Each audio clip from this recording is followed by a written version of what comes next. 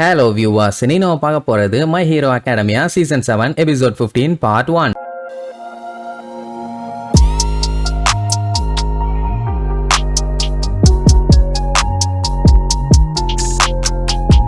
Open பண்ண போன பாட்டுல ஷோஜி எவ்வளவோ கஷ்டப்பட்டு டயலாக் எல்லாம் விட்டு எல்லாத்தையும் மாத்த ட்ரை பண்ணா. ஸ்பின்னர் ஜென்டில்மேன் அவனோட அண்டா சைஸ் வாய வச்சு மறுபடியும் எல்லாத்தையும் கிளப்பி விட்டுட்டான். அதாவது இப்ப ஹீரோஸ் மட்டும் வின் பண்ணாங்கன்னா அதுக்கப்புறம் எதுவுமே மாறாது, எல்லாமே பழையபடி அப்படியே இருந்துரும், அதனால விடாதீங்கன்னு சொல்லிட்டு அடிச்சு புரண்டு அவன் ஹாஸ்பிட்டலுக்குள்ள ஓடுவான். வெளியில இருக்க மக்கள் எல்லாம் போலீஸுகளை போட்டு நொங்க கழட்டுவாங்க. 200 பேர்த்த வச்சுக்கிட்டு எத்தனை பேர்த்த தடுக்கிறது, ஆயிரக்கணக்கில் வந்துகிட்டு இருக்காங்க. ஸ்பின்னர் உள்ள போன உடனே ஆல்ஃபார் சொன்ன விஷயம் ஞாபகத்துக்கு வரும். அட வேற ஒண்ணும் இல்ல, குரோகிரி கிட்ட போய் இவனுக்கு ரெக்கார்ட் பண்ணி வச்சிருக்க டொமுரா வாய்ஸ் இல்லாட்டி ஆல்ஃபார் ஒன் வாய்ஸ், இது ரெண்டுத்துல ஏதாவது ஒண்ணு அவன்கிட்ட ப்ளே பண்ணி காமிச்சா போதும், மத்தது எல்லாமே ஆட்டோமேட்டிக்கா நடக்கும். அதனால என்ன பண்ணுவான், அவன் அடிச்சு புடிச்சு உள்ள போயிட்டு இருப்பானா. அவன் உடச்சுக்கிட்டு போன அந்த வழியா மத்தவங்க எல்லாரும் உள்ள விரிகொண்டு வந்துருவாங்க. வந்தவங்க உடச்சு அடிச்சு நொறுக்கலான்னு தான் பாப்பாங்க. பட் வழியில டாக்டர்ஸ் எல்லாருமே மறைச்சு நின்றுட்டு இருந்ததுனால அவங்களுக்கு என்ன பண்றதுன்னு தெரியல. ஷோஜி என்ன சொன்னா, நாங்க எல்லாருமே இதுக்கு முன்னாடி அட்டாக் பண்றதுக்கு ஹாஸ்பிட்டலுக்குள்ள போனோம், ஆனா நாங்க யாரையும் காயப்படுத்தணும்னு போல, எல்லாத்தையும் காப்பாத்திட்டு அதுக்கப்புறம் தான் சண்டை போட்டோம். நீங்க என்ன பிளான் வச்சிருக்கீங்க அப்படி இப்படின்னு நாக்கப்புடுங்கிற மாதிரி 4 கேள்வி கேட்டிருந்தா பாத்தீங்களா.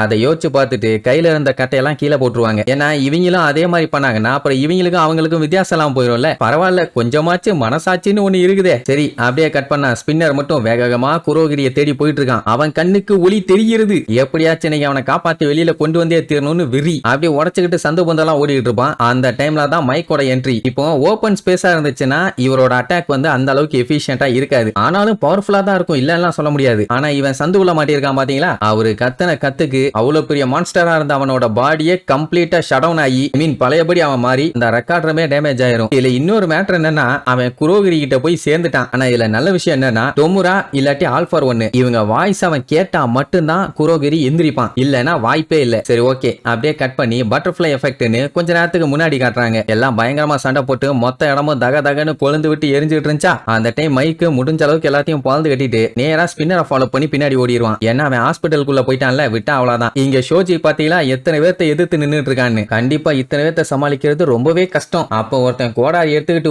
ஓங்கி ஷோஜியை வெட்ட வருவான். அப்ப அவங்க ஆளுகளையே ஒருத்தன் இடையில வந்து தடுத்து, வேண்டாண்டா வேண்டாம், நம்ம கோவத்துல எல்லாத்தையும் பண்ணிட்டு இருக்கோம், அது எல்லாமே தப்பா தான் போகுது, இது சரியான வழியே இல்ல அப்படின்னு சொன்ன உடனே அத்தனை பேருமே ஒரு செகண்ட் அங்க யோசிக்க ஆரம்பிச்சிட்டாங்க. ஆனா அந்த லிபரேஷன் ஆர்மியை சேர்ந்தவன் இருக்கானே அவனை புடிச்சாச்சு. ஆனாலும் வாய வச்சுட்டு சும்மா இல்லாம நிக்காதீங்க, யாரையும் விடாதீங்க, புடிங்க கடிங்கன்னு சொல்லி காட்டு கத்து கத்திட்டு இருப்பான். சிம்பிளா நம்மளுக்கு பிளாஸ்டர் போட்டு அவன் வாயை அடைச்சிட்டானுங்கனாலே போதும், ஒரு பெரிய கலவரத்தையே தடுக்கலாம் போல. வாயா அது, இதுதான் கரெக்டான டைம், நம்ம எல்லாருமே இப்பதான் கரெக்டா வந்திருக்கோம், அவங்களுக்கு பாடம் கத்து கொடுத்தே ஆகணும், நம்மளை எந்த அளவுக்கு கொடுமைப்படுத்தி இருக்காங்க நல்லா யோசிச்சு பாருங்க அப்படி எப்படின்னு மாட்டிக்கிட்டாலுமே நல்லா உசுப்பேத்தி விடுவான். ஆனா அந்த தடுத்தவன் இருக்கானே, பரவாயில்ல நான் எல்லாத்தையுமே யோசிச்சு பார்த்துட்டேன், அவங்க என்னதான் இனி அட்டாக் பண்ணாலும் என்னால திரும்பி அவங்கள அட்டாக் பண்ண முடியாது, ஆளை உடுக்கடான்னு சொல்லிட்டு அவன் பாட்டுக்கு போவான். அவங்க கூடவே இன்னும் ஏகப்பட்டவர் பின்னாடியே போவாங்க. அதான் ஹாஸ்பிட்டலுக்குள்ள போனவங்க எல்லாருமே சைலண்டா வெளியில போவாங்க. ஏன்னா இப்படி ஒரு விஷயத்த பண்ணணும்னு நினைக்கும் போதே ரொம்ப கஷ்டமா இருக்குதாமா. அப்ப அவன் நேரா ஷோஜி கிட்ட வந்து, நான் இப்படி பண்ணதுக்காக என்னைய பார்த்து நீ கேவலமா சிரிப்பியா அப்படிங்கிற மாதிரி கேட்பான். திருந்திட்டான். ஆக்சுவலா இந்த மாதிரி ஒரு சம்பவம் பண்ண போறாங்க,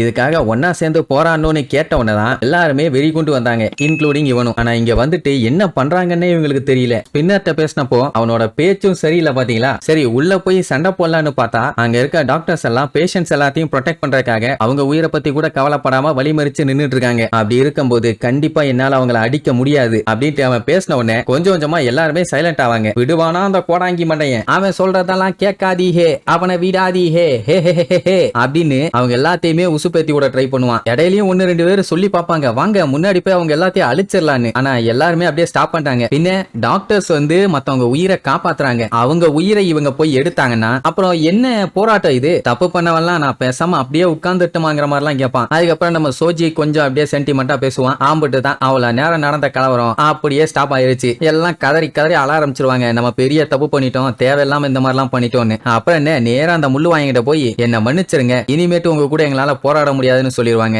அப்புறம் அட்டாக் பண்ண ஹீரோஸ் எல்லாத்துக்கிட்டையுமே மன்னிப்பு கேட்பாங்க. சரி நீ ஹாஸ்பிட்டலுக்குள்ள போய் ஹெல்ப் பண்ணணும்னு சொல்லிட்டு எல்லாம் வேகமா கிளம்பி வருவாங்க. அங்கதான் நம்ம மைக்கு ஆல்ரெடி அடிச்சு காலி பண்ணிட்டானே, குரோகிரி கிட்ட ஆல்ரெடி போராடி பார்த்துட்டாங்க. அவரோட ஃப்ரெண்டு தானே அவன், கடைசியா பேசினப்பவே அவன் எந்திரிக்கல, மறுபடியும் அவன் எந்திரிக்க மாட்டானான்னு ஒரு ஆர்வம். இங்க ஸ்பின்னர் முடியாம முக்கிட்டு கிடப்பான். என்னன்னா அவனோட பாடி அவன் பேச்ச கேட்கவே மாட்டேங்குதாமா. அதுக்கு தனியா புலம்பிட்டு இருப்பான். அந்த டைம் ஸ்பின்னர் நம்ம டொமுராவை மீட் பண்ணால அந்த விஷயத்தெல்லாம் யோசிச்சு பார்ப்பான். மீன் பழைய விஷயம் எல்லாத்தையுமே. ஸ்பின்னரோட ரோல் மாடல் யாரு? ஸ்டெயின். அப்படின்னா நீ அவன மாதிரி அவனை காப்பி பண்ற ஒரு காஸ்பிளே தான் பண்றியா? நீயா இல்லையா? எனக்குன்னு ஒரு கோல் இல்லையான்னு கேட்டிருப்பான். ஆமா, எனக்குள்ள எதுவுமே இல்ல, நான் ஒரு வெத்து வேட்டு, ஐ மீன் ஒரு எம்டியான டப்பா தான், உள்ள ஒண்ணுமே இல்ல. அதுக்கப்புறம் தான் அவன் டொமுராவை ஃபாலோ பண்ண ஆரம்பிச்சான். அவன் என்னென்ன பண்றானோ ஏது பண்றான் என்ன பண்றான்னு யோசிக்காம அவன் கூடவே இவனும் இறங்கிட்டான். அப்படி நினைச்சுக்கிட்டு பின்னர் அங்க மூவ் பண்ணிட்டு இருக்கான். ஆனா அத மைக்கு நோட் பண்ணல. அவன் பழைய விஷயத்தெல்லாம் யோசிச்சு பார்த்துட்டு இருக்கான். ஆல்ரெடி ஒரு ஃப்ரெண்ட இழந்துட்டாங்க. அவன் தான் இப்ப குரோகிரியா மாதிரி நின்னுட்டு இருக்கான். ஐ மீன் கட்டி போட்டிருக்காங்க. அண்ட் இப்ப பாத்தீங்கன்னா நம்ம ஐசமாக்கு ஒத்த கால் வேற போயிருச்சு. ஒத்த கண்ணையுமே டேமேஜ் பண்ணிட்டானுங்க. இப்போதைக்கு அவரு கூட இருக்க ஃப்ரெண்டையாச்சும் காப்பாத்தி ஆகணும். இவன் ஆல்ரெடி செத்து போயிட்டான்னு நினைச்சிட்டு இருந்தாங்க. பட் உயிரோட வந்திருக்கான். இது அவன் தானா இல்ல மாத்திட்டாங்களான்னு தெரியலையே. அதனால இவனை வச்சுட்டு படாத பாடுபடுறதுக்கு